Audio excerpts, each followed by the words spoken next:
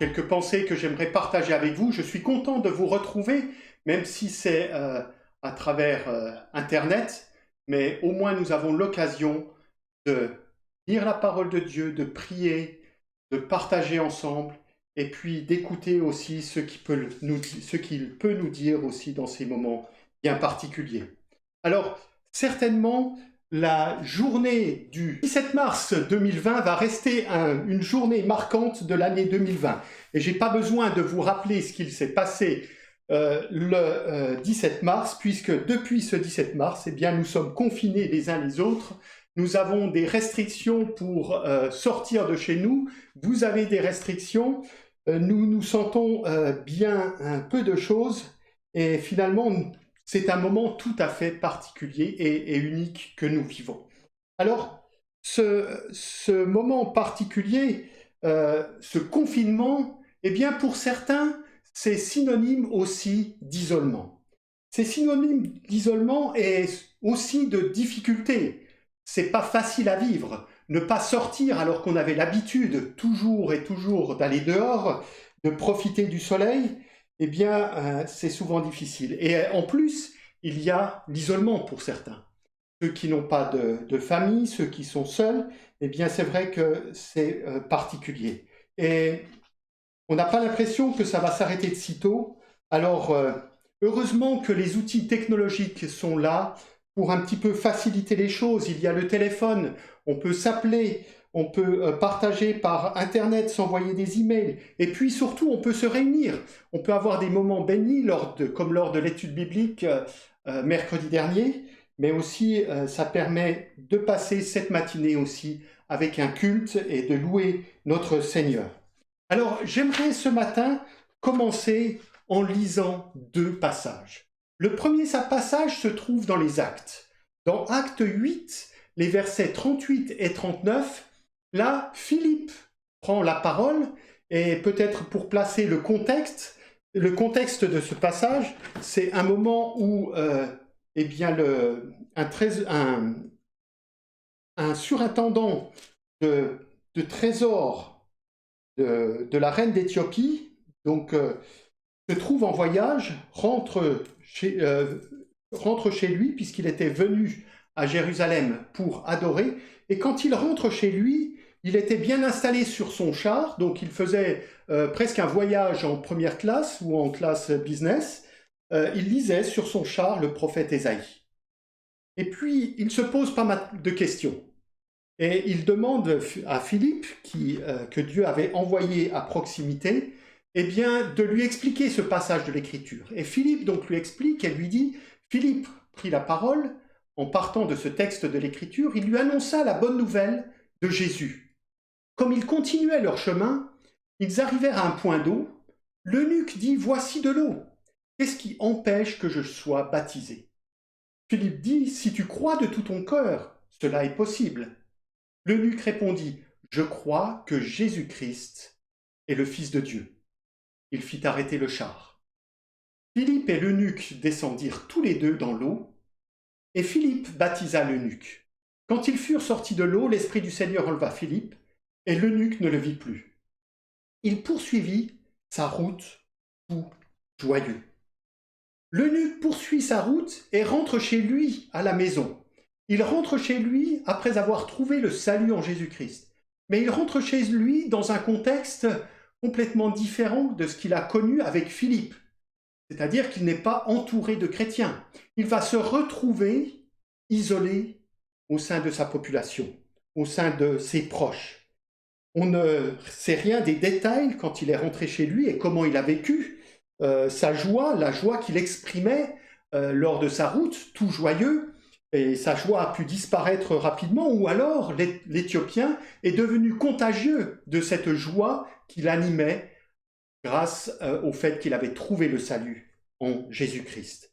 Et peut-être et je pense aussi qu'il a dû partager son histoire, cette joie avec ses proches, avec sa famille ou les gens qui l'entouraient. Le deuxième passage que j'aimerais voir avec vous se trouve dans 2 Rois. 2 Rois 5, et nous lirons quelques versets, mais le contexte de l'histoire est assez particulier. C'est une histoire biblique que beaucoup de monde connaît, puisqu'il s'agit de Naaman et de la guérison de Naaman, le Syrien. Naaman, qu'il était affecté par la lèpre, et sur les recommandations d'une fille qui était au service de sa femme, de la femme de Naaman, et bien sur les recommandations de cette fille, il va partir faire un long voyage pour finalement aller voir Élisée, homme de Dieu. Il lui dit comment finalement trouver la guérison. Quelque chose de très simple à accomplir, simplement se baigner, se laver 7 fois dans le Jourdain, et sa chair redeviendra saine, et il sera pur. Et pour Naaman, c'est presque ridicule de faire cela. Et pourtant, au bout d'un moment, il va le faire, et il est guéri.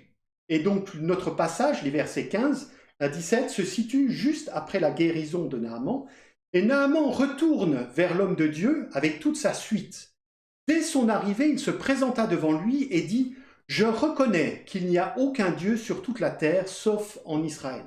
Maintenant, accepte, je t'en prie, un cadeau de la part de ton serviteur. » Élisée répondit « L'Éternel dont je suis le serviteur est vivant, je n'accepterai rien. » Naaman insista pour qu'il l'accepte, mais il refusa.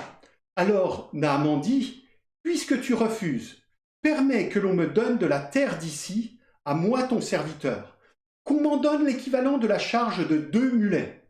Car moi, ton serviteur, je ne veux plus offrir ni holocauste ni sacrifice à d'autres dieux qu'à l'Éternel. » Alors vous allez me dire, mais qu'ont ces passages à voir avec le confinement, avec l'isolement?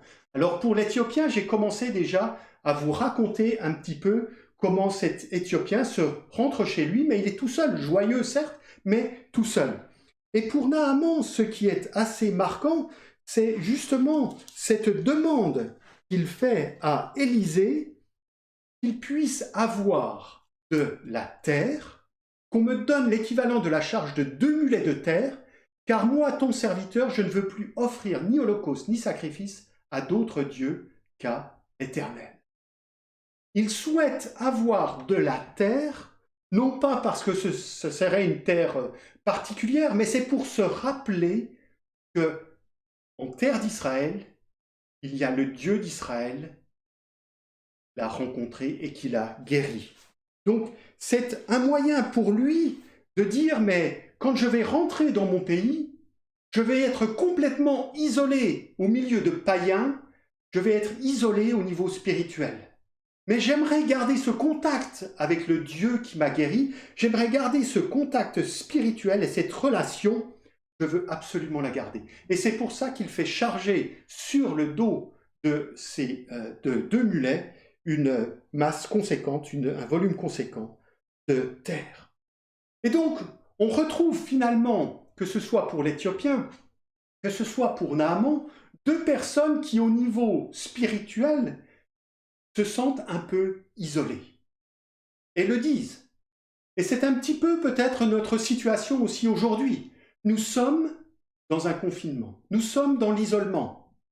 Et pour vous, vous êtes aussi, on ne peut pas communiquer directement, vous êtes loin, à quelques kilomètres de moi, peut-être même certains à des centaines ou des milliers de kilomètres.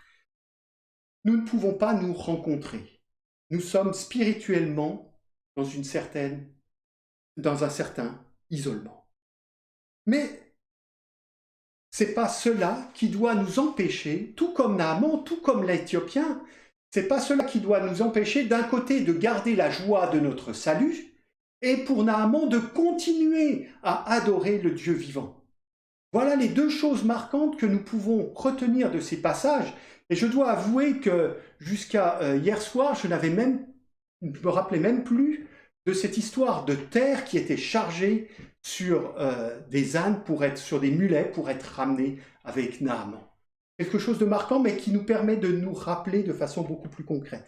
Donc, garder la connexion avec Dieu et garder la connexion et la joie du salut, toujours et encore. Il y a dans le Nouveau Testament aussi un autre passage que je vais lire, qui se trouve dans 2 Timothée. Dans 2 Timothée, au chapitre 2, là, nous trouvons Paul qui écrit à Timothée depuis un cachot de prison romaine. Et donc, on avait emprisonné Paul pour avoir prêché l'Évangile. Et on le traitait comme un prisonnier de droit commun. Paul était isolé. Et le gouvernement romain, à cette époque, réprimait activement la foi chrétienne. Et beaucoup de croyants avaient déjà été mis à mort. Et donc, à Timothée, alors que les circonstances sont complètement défavorables, eh bien, Paul commence sa lettre à Timothée en rendant grâce à Dieu. Il rend grâce à Dieu. Il rend grâce à Dieu. Et pour lui, pour Paul, le contact, la connexion avec son Dieu était essentiel au sein de sa prison, au sein de son isolement. Et il va dire ensuite, il va donner des recommandations à Timothée. Alors nous n'allons pas les étudier toutes, mais j'aimerais juste voir ces deux versets 8 et 9, où là, l'apôtre Paul dit à Timothée, « Mais souviens-toi de Jésus, le Messie ressuscité, issu de la descendance de David, conformément à l'évangile que je prêche, et pour lequel je souffre au point d'être enchaîné comme un malfaiteur. Mais la parole de Dieu n'est pas enchaînée. » Deux choses particulières ici qu'il nous est donné, c'est que Paul souhaite transmettre à Timothée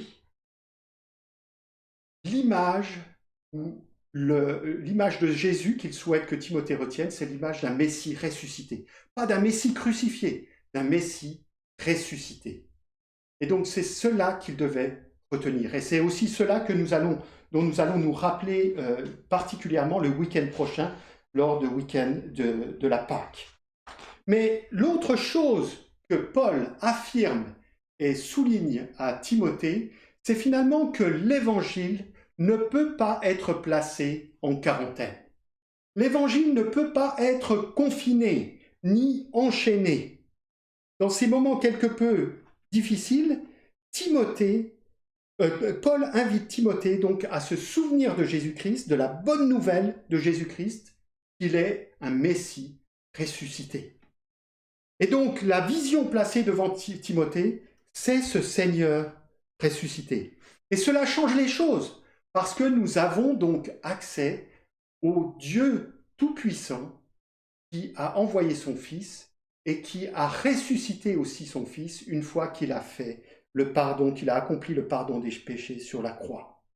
Et donc nous pouvons continuer à proclamer aujourd'hui, encore et encore, que l'Évangile n'est pas confiné, que l'Évangile n'est pas en quarantaine. Et même plus, aujourd'hui, nous pouvons le voir dans les quelques rares discussions que nous pouvons avoir avec les uns ou les autres, ou les témoignages que nous entendons dans les médias, eh bien, nous entendons que les circonstances actuelles peuvent accélérer la propagation de l'Évangile. C'est vrai que durant ces derniers jours, nous sommes, j'allais dire familiers, c'est malheureux à dire, mais nous voyons de plus en plus une sorte de course macabre dans les journaux, dans les médias, où finalement on rapporte pour chaque pays autour du monde le nombre de morts dans les dernières 24 heures. Et on nous dit, mais le pic n'est pas encore arrivé, l'épidémie n'est pas encore à son summum, et ça va continuer et continuer encore. Et nous ne voyons pas le bout du tunnel, et beaucoup de nos dirigeants même ne voient pas le bout du tunnel. Et certains sont désespérés, certains de nos concitoyens sont désespérés. Et vous savez, ça fait réfléchir parce que je me disais, quand par exemple on a un problème au niveau de l'informatique, eh bien quand ça plante, en général on appuie sur un bouton qui s'appelle Reset et on remet à zéro ou on réinitialise. Quand ça plante, donc, on appuie sur Reset et en général ça repart. Et donc aujourd'hui, oh combien sont ceux qui souhaiteraient un certain Reset, une certaine remise à zéro par rapport à tout ce que l'on vit jour après jour. Alors pour certains, c'est peut-être un retour en arrière. Un retour en arrière de quelques semaines, mois, années, pour agir différemment. Par exemple, par rapport à certains domaines de la recherche qu'il aurait fallu prioriser par rapport à d'autres, ou certains stocks de matériel, de médicaments. Donc, pour certains, vraiment, c'est un retour en arrière. Oh, si on pouvait revenir. C'est pas possible. Pour d'autres, c'est de se dire, ah mais voilà, cet événement, cette épidémie, elle va agir comme un reset. Elle va enfin faire prendre conscience à notre monde que nous sommes devenus fous et que nous sommes dans une voie sans issue. Et que finalement, l'homme, après ces moments très difficiles et douloureux passés, va pouvoir passer à autre chose et que ce sera beaucoup mieux qu'avant. Et que l'homme sera devenu raisonnable.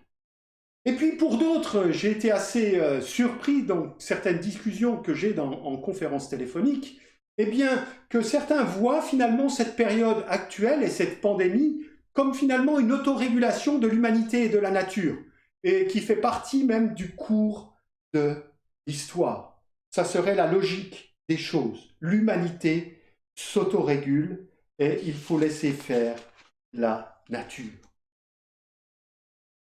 En écoutant une interview il y a quelques jours, j'ai été marqué par ce que disait Nicolas Hulot de ces moments difficiles, où il disait aux journalistes qui étaient venus l'interroger depuis sa maison en Bretagne, il disait « mais l'humanité est confrontée à son destin ». Mais il y a une petite phrase qu'il a dite avant qui était encore plus pertinente, je trouve, et qui me fait m'interroger et qui me fait réfléchir. Il a dit, malgré nos technologies, malgré notre intelligence, on voit que le mal se propage plus vite que le bien. Malgré nos technologies, malgré notre intelligence, on voit que le mal se propage plus vite que le bien. Le mal se propage plus vite que le bien. Et on a besoin d'un reset.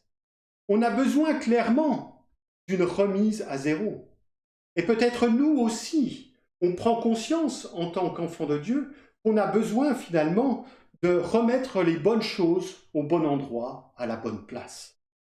Alors, je vous avais déjà cité il y a 3 semaines, je crois, le psaume 46, verset 11, où Dieu dit, à travers le psalmiste, « Mais arrêtez et sachez que je suis Dieu. Je domine sur les nations. Je domine sur la terre. L'Éternel, le Maître de l'univers, est avec nous.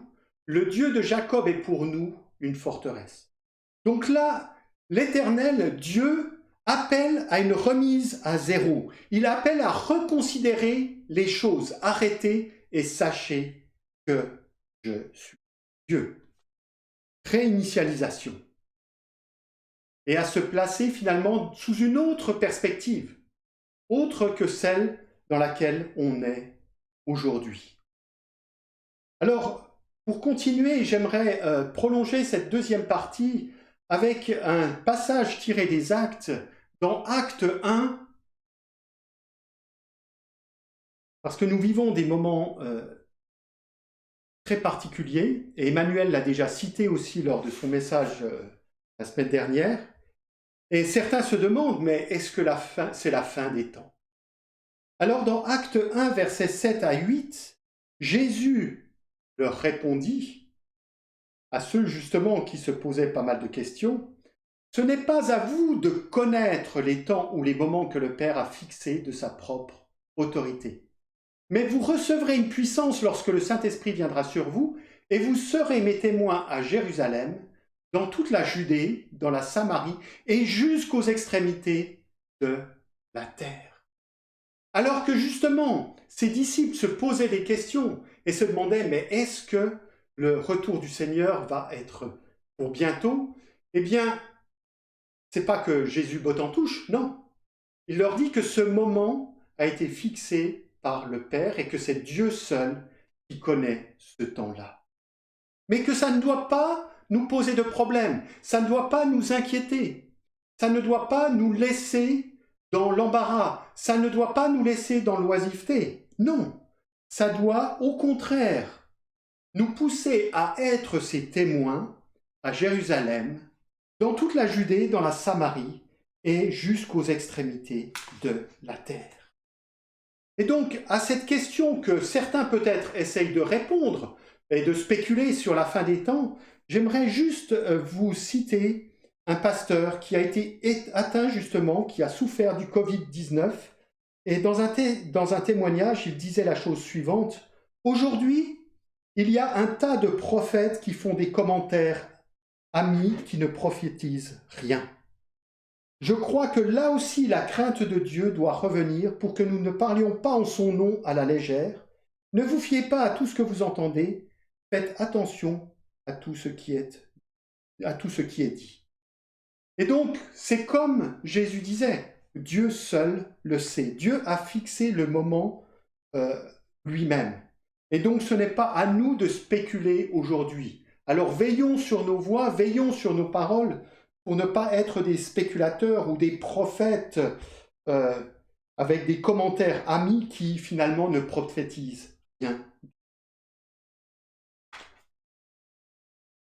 J'aimerais toutefois, à partir de ces mots, de cette parole du Seigneur, jusqu'aux extrémités de la terre, et par rapport à ce que nous vivons aujourd'hui, reprendre 4 points avec vous sur certaines choses que j'ai en partie déjà partagées il y a 3 semaines, mais que j'aimerais réaffirmer d'une autre façon. Le redire d'une façon beaucoup plus, peut-être plus pertinente, ou enfin, on verra ensemble si vous le trouvez plus pertinent. Mais ces quelques points de réflexion, j'aimerais commencer par finalement celui-ci: nous sommes plus insignifiants que nous le pensons. Nous sommes plus insignifiants ou petits que nous le pensons.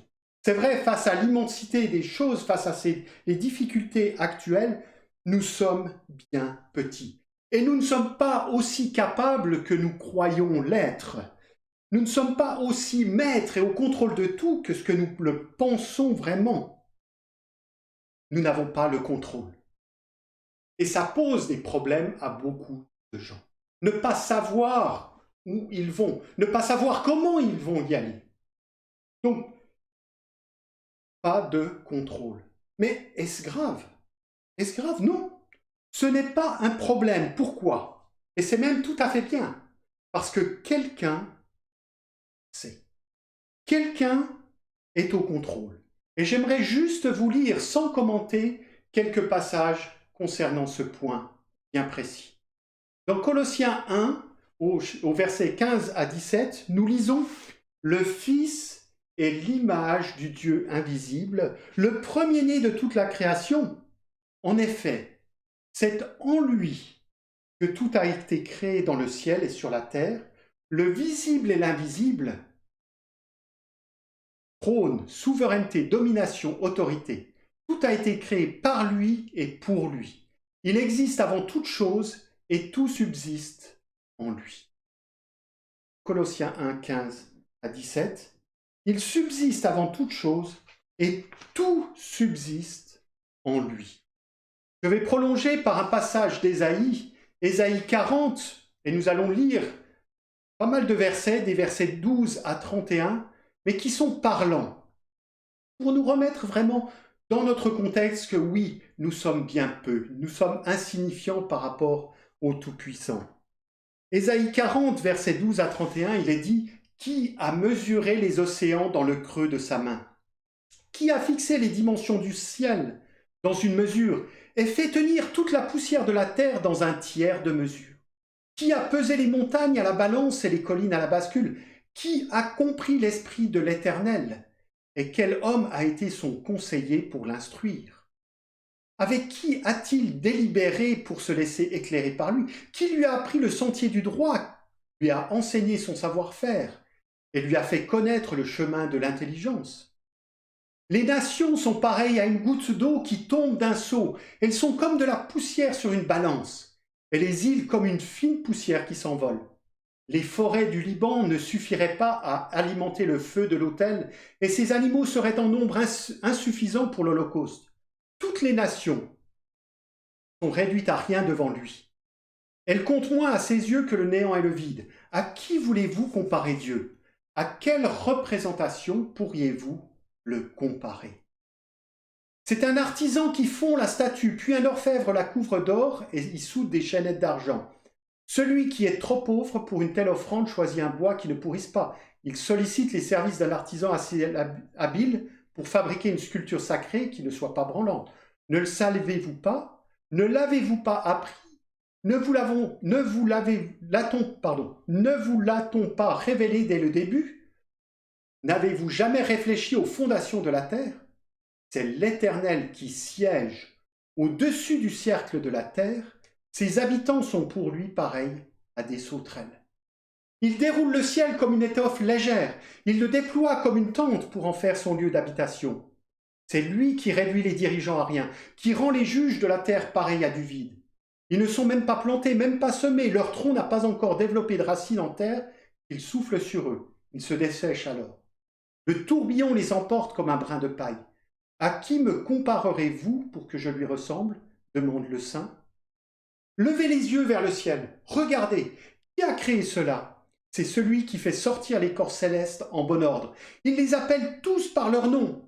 Son pouvoir est si grand, sa force si puissante que pas un seul ne manque. Pourquoi dis-tu, Jacob, et pourquoi affirmes-tu, Israël, ma situation échappe à l'Éternel, mon droit passe inaperçu de mon Dieu? Ne le sais-tu pas? Ne l'as-tu pas appris? C'est le Dieu d'éternité. L'Éternel qui a créé les extrémités de la terre, il ne se fatigue pas, il ne s'épuise pas, son intelligence est impénétrable. Il donne de la force à celui qui est fatigué, il multiplie les ressources de celui qui est à bout. Les adolescents se fatiguent, s'épuisent, les jeunes gens se mettent à trébucher, mais ceux qui comptent sur l'Éternel renouvellent leur force. Ils prennent leur envol comme les aigles, ils courent sans s'épuiser, ils marchent sans se fatiguer. Nous sommes bien petits devant un tel Dieu, et des fois nous avons l'impression de vouloir expliquer à la place de Dieu certaines choses. Alors non, laissons-le. Nous n'avons pas encore compris grand-chose, en tout cas pour ma part, je n'ai pas encore compris grand-chose de Dieu, et il y a tellement encore à comprendre devant ce Dieu dont les voies sont si impénétrables, si merveilleuses aussi. Le deuxième point que je souhaite partager, c'est que finalement nous nous ressemblons plus que nous le pensons.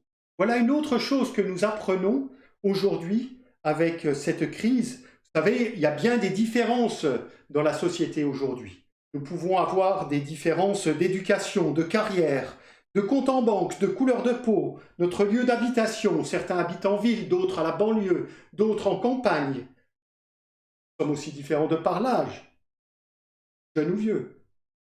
À vous de me classer dans l'une des deux catégories. Mais face à ce qui nous arrive aujourd'hui, eh bien, on a l'impression que ces différences ne sont pratiquement plus présentes. Et non, tout le monde peut être touché par cette pandémie. Tout le monde est touché. Et tout le monde, finalement, ou beaucoup de monde, vivent avec les mêmes peurs, les mêmes craintes, les mêmes soucis. C'est est-ce que je vais être infecté? Est-ce qu'on va devoir me placer ou est-ce que je vais devoir aller à l'hôpital? Et nous avons, et beaucoup de nos concitoyens ont beaucoup de réponses, de questions, pardon, qu'ils sont sans réponse. Alors, c'est vrai, nous nous ressemblons plus que nous le pensons. Pourquoi? Eh bien parce que la Bible nous le rappelle. Dieu créa l'homme à son image, il le créa à l'image de Dieu, il créa l'homme et la femme. Et donc nous sommes des descendants d'Adam et Ève, nous sommes de la même famille, même si aujourd'hui certaines situations sociales nous différencient quelque peu, nous sommes finalement de la même race, disait l'apôtre Paul. Et cette même race, eh bien, elle a cette même racine au sein de nos personnes, de chacune de nos personnes, qui est la racine du péché et que Jésus-Christ est venu briser. Et que Jésus-Christ crucifié proclame justement cette victoire à la mort. Alors, quelque chose qui est certainement important de nous rappeler, c'est que finalement, nous devons arrêter de nous attacher aux choses qui ne durent pas. Comment retenir ce qui ne dure pas aujourd'hui? C'est impossible. Et donc nous devons voir les choses sous une autre perspective. Et combien de fois au cours des dernières années, je vous ai parlé de ces choses-là, à propos de telle et telle personne qui avait été prêt à tout lâcher pour gagner Christ. Comme Paul aussi nous le rappelle dans ses textes, il était prêt à tout lâcher et qu'il voyait tout comme une boue afin de gagner. Donc arrêtons de nous attacher aux choses qui ne durent pas. Et l'apôtre Jean nous dit dans 1 Jean 2 au verset 15 à 17, « N'aimez pas le monde, ni ce qui est dans le monde. Si quelqu'un aime le monde, l'amour du Père n'est pas en lui. » En effet, tout ce qui est dans le monde, la convoitise qui est dans l'homme, la convoitise des yeux et l'orgueil dû aux richesses, vient non du Père, mais du monde. Or le monde passe, sa convoitise aussi, mais celui qui fait la volonté de Dieu demeure éternellement. Voilà comment placer nos bonnes priorités. Et le quatrième point, c'est vraiment que notre vie soit remplie de ce qui est vraiment essentiel. Que notre vie soit remplie de ce qui est vraiment essentiel. Et qui d'autre que le Seigneur pour nous enseigner cela? Alors j'aimerais terminer et conclure avec un passage dans Marc où nous voyons finalement la journée type du Seigneur, qui peut aussi nous aider aujourd'hui pour construire une journée type en confinement. Il nous est dit, la Marc 1, versets 35 à 42, je lis, « Vers le matin, lorsqu'il faisait encore très sombre, Jésus se leva et sortit pour aller dans un endroit désert où il pria. Simon et ceux qui étaient avec lui se mirent à sa recherche. Quand ils l'eurent trouvé, ils lui dirent, « Tout le monde te cherche. » Il leur répondit, « Allons ailleurs, dans les villages voisins, afin que j'y prêche aussi, car c'est pour cela que je suis sorti. » Et il prêchait dans leur synagogue par toute la Galilée et chassait les démons. Un lépreux vint à lui et se jetant à genoux, lui dit en suppliant, « Si tu le veux, tu peux me rendre pur. » Rempli de compassion, Jésus tendit la main, le toucha et dit, « Je le veux, sois pur. » Aussitôt, la lèpre le quitta et il fut purifié. Alors dans cette tâche, Jésus-Christ étant venu pour apporter la bonne nouvelle, dans cette tâche qu'il amenait, et donc la faire connaître jusqu'aux extrémités de la terre à travers ses disciples plus tard, et dans cette tâche qu'il avait reçue du Père, sa journée type à Jésus commençait par Jésus prie. Se lever tôt le matin alors qu'il fait encore sombre et de prier. Et il allait dans un endroit désert. Alors désolé, je ne veux pas vous inciter à sortir, surtout sans autorisation, mais essayons chacun de trouver aussi un endroit pour imiter le Seigneur et pour retrouver, tout comme l'Éthiopien, avec la joie qu'il avait d'être de son salut, ou Naaman qui cherchait à garder la relation avec Dieu, malgré la situation qui était particulière et la nation païenne dans laquelle il vivait, eh bien, que nous cherchions à rester connectés avec Dieu dès le matin de notre journée. Et d'ailleurs, c'est assez intéressant de voir combien, au cours de différentes histoires que les disciples nous rapportent sur Jésus, combien de fois les disciples ont cherché le Seigneur. Et ils ne le trouvaient pas. Pourquoi? Parce qu'il était parti à part pour prier. Donc Jésus prie. Jésus ensuite prend soin du prochain, et même d'un lépreux. Il va s'attarder auprès de lui, il va le considérer, et il va répondre à ses attentes. Répondre à ses attentes. Et ensuite, il va, et ça c'est au milieu de notre passage, eh bien quand il dit à ses disciples, mais partons, allons dans l'autre village, parce qu'il doit encore là-bas apporter la bonne nouvelle. Eh bien la troisième chose, c'est que Jésus partage l'évangile. Et donc dans ces moments difficiles, dans cette période très particulière, nous voulons calquer nos actions, nous voulons apprendre du Seigneur pour que nous sachions toujours mieux rester en communion avec lui, rester connectés à notre Créateur, à notre Sauveur, ressuscité. Nous voulons aussi qu'il nous apprenne et qu'il nous guide aussi pour que nous sachions à sa manière prendre soin de notre prochain. Et puis aussi quelque chose d'absolument essentiel aujourd'hui, avoir l'occasion, envers et contre tout et malgré le confinement, avoir l'occasion de partager l'Évangile. Et donc quelques versets pour terminer ce moment de partage. Eh bien, c'est dans Philippiens chapitre 2. Je vais vous lire les versets 5 à 11, où là, il nous est dit que votre attitude soit identique à celle de Jésus. Et donc, celle que je viens justement vous décrire. Jésus prie, Jésus prend soin du prochain, Jésus partage l'évangile. Donc que notre attitude soit identique à celle de Jésus-Christ, lui qui est de condition divine, il n'a pas regardé son égalité avec Dieu comme un but à préserver, mais il s'est dépouillé lui-même en prenant une condition de serviteur, en devenant semblable aux êtres humains. Reconnu comme un simple homme, il s'est humilié lui-même, en faisant preuve d'obéissance jusqu'à la mort, même la mort sur la croix. C'est aussi pourquoi Dieu l'a élevé à la plus haute place et lui a donné le nom qui est au-dessus de tout nom, afin qu'au nom de Jésus, chacun plie le genou dans le ciel, sur la terre et sous la terre, et que toute langue reconnaisse que Jésus-Christ est le Seigneur à la gloire de Dieu le Père. Ce passage nous dit beaucoup de choses, et deux choses que j'aimerais retenir, c'est concernant notre attitude aujourd'hui que nous cherchions à la calquer. Jésus a su être un serviteur, il a su prier le Père, il a su partager l'évangile. Et puis surtout, nous pouvons aussi reconnaître eh bien, qu'il n'y a aucun nom au-dessus de celui de Jésus. Et donc c'est lui qui est au contrôle. C'est lui qui contrôle chaque situation, même si nous ne comprenons pas le pourquoi, le comment et ce qui va arriver. Nous savons que finalement Dieu ne fait pas d'erreur. Dieu est là et va continuer à nous soutenir. Dieu est là et va continuer à être un tendre Père.